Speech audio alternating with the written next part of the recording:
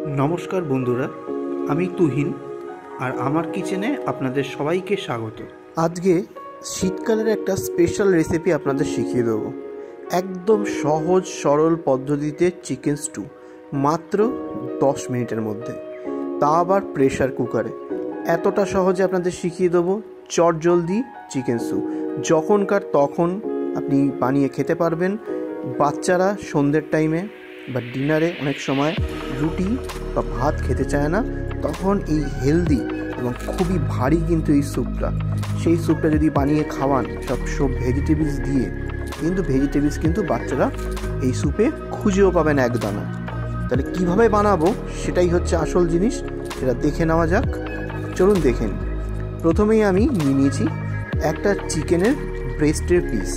আপনারা কিন্তু লেগও নিতে পারেন, কিন্তু আমার কাছে চিকেনের ব্রেস্ট ছিল তাই আমি আর লেগটা নিলাম না। আর ব্রেস্টে কিন্তু অনেক পরিমাণে মাংস থাকে, যেটা বাচ্চারা কিন্তু খেতে খুবই পছন্দ করে। চিকেনের ব্রেস্টটাকে আমি আর টুকরো করে কাটলাম না।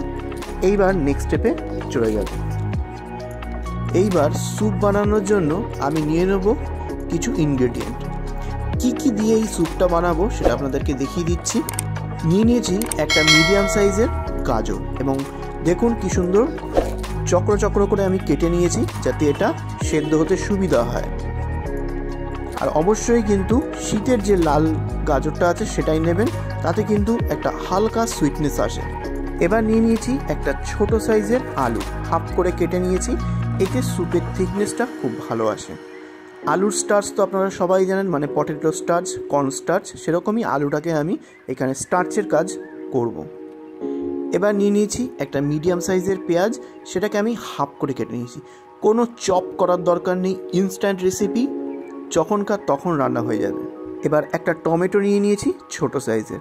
আমি অলরেডি ভেতরের বীজটা ফেলে দিয়েছি। বীজটা কিন্তু খাওয়া একদমই ভালো না, এতে ইউরিক অ্যাসিডও বাড়ে, প্লাস বীজে কোনো উপকারিতা নেই, টকটাই বেশি আসে, তাই আমি বীজটা ফেলে দিয়েছি।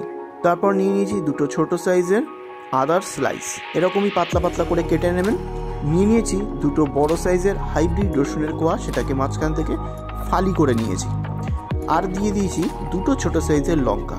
যদি বাচ্চারা খায় তাহলে কিন্তু অ্যাভয়েড করবেন, আর বড়রা খেলে অবশ্যই লঙ্কাটা দেবেন, এটা কিন্তু একটা আলাদা ফ্লেভার আনতে সাহায্য করে। গাজরের মিষ্টত্ব সঙ্গে পেঁয়াজের মিষ্টত্ব, তার সঙ্গে দুটো ছোট কাঁচা লঙ্কা দিলে যে একটা হালকা মাইল্ড ফ্লেভার আসে, সেটা কিন্তু দুর্দান্ত লাগে এই স্যুপে। এই স্যুপে লঙ্কাটা কিন্তু একটা আলাদা কিক দেয়। আর এই সব সবজি কিন্তু অলরেডি আমি ধুয়ে নিয়েছি। চলুন এবার রান্নায় যাওয়া যাক। আমি আপনাদেরকে আগেই বললাম এটা ইনস্ট্যান্ট রেসিপি এবং প্রেশার কুকারে রান্না করব, তাই একটা প্রেশার কুকার বসিয়ে দিয়েছি। হাই ফ্লেমে ভালো করে প্রেশার কুকারটাকে কিন্তু তাতিয়ে নিয়েছি, মানে গরম করে নিয়েছি। তারপরে প্রেশার কুকারের মধ্যে দিয়ে দেবো সব সবজিগুলো। তারপরে এর মধ্যে একটা সাইড করে বসিয়ে দেবো হচ্ছে চিকেনের ব্রেস্টটা। এইবার দিয়ে দেবো পরিমাণ মতো জল। আমি এখানে 2 কাপ মতো জল ইউজ করেছি, যাতে চিকেনের পিসটা মোটামুটি হাফ অবধি ডুবে থাকে। এইবার ফ্লেভারটা খুব ভালো হওয়ার জন্য দিয়ে দেবো 1 চা চামচ ড্রাই পার্সলে।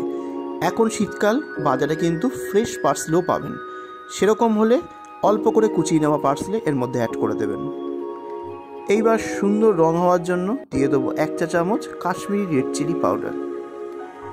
এবার দিয়ে দেবো হাফ চা চামচ প্যাপরিকা পাউডার। যদি প্যাপরিকা পাউডার না থাকে, এখন শীতকালীন বাজারে দেখবেন লাল ক্যাপসিকাম, যেটাকে রেড বেল পেপার বলেও পরিচিত, সেইটার হাফ পোর্শনটা বড় সাইজের কিনে হাফ পোর্শনটা টুকরো করে কেটে এর মধ্যে দিয়ে দেবেন, আর কিছুই না। এইবার একটা হাতার সাহায্যে ভালো করে গুলে দেবো।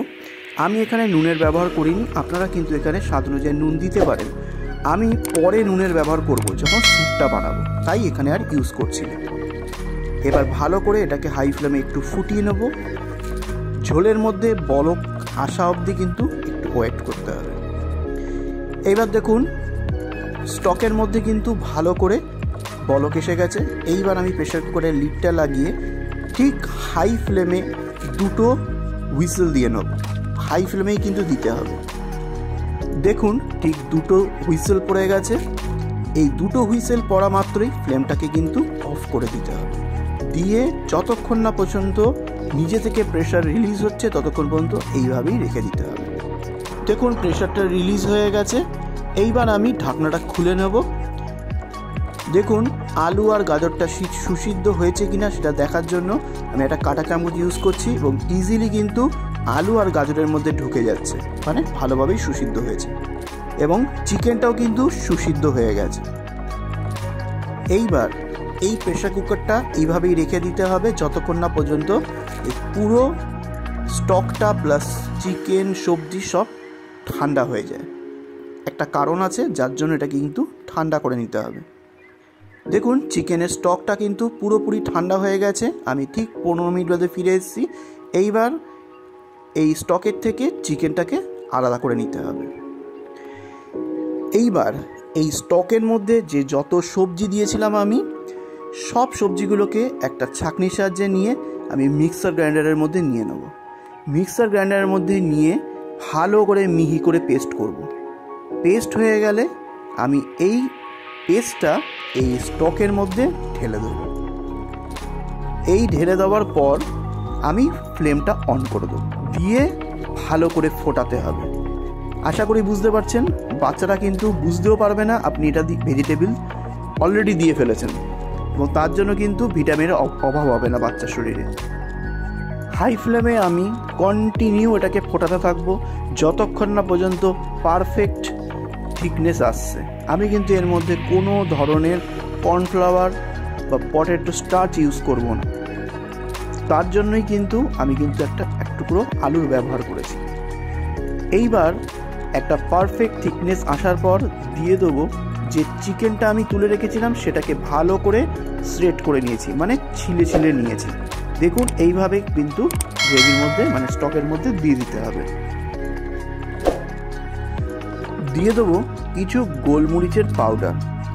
গোলমরিচের পাউডার কিন্তু শীতের দিনে খুবই উপকারী একটা জিনিস, অবশ্যই দেবেন। পরিমাণটা আপনারা বুঝে দেবেন। গোলমরিচটা ভালো করে মিক্স করে দেওয়ার পর এইবার দিয়ে দেবো স্বাদ অনুযায়ী নুন। নুনটা কিন্তু এক গাদা দেবেন না, স্যুপ কিন্তু ঠিক হয় একদম নুন কাটা হয়ে যাবে, তাই বুঝে শুনে দেবেন। এইবার টেস্টটাকে মানে স্যুপের টেস্টটাকে আরও ভালো বাড়ানোর জন্য দিয়ে দেবো কিছুটা পরিমাণে বিট লবণ মানে ব্ল্যাক সল্ট। এইবার দিয়ে দেবো হাফ পাতিলেবুর রস।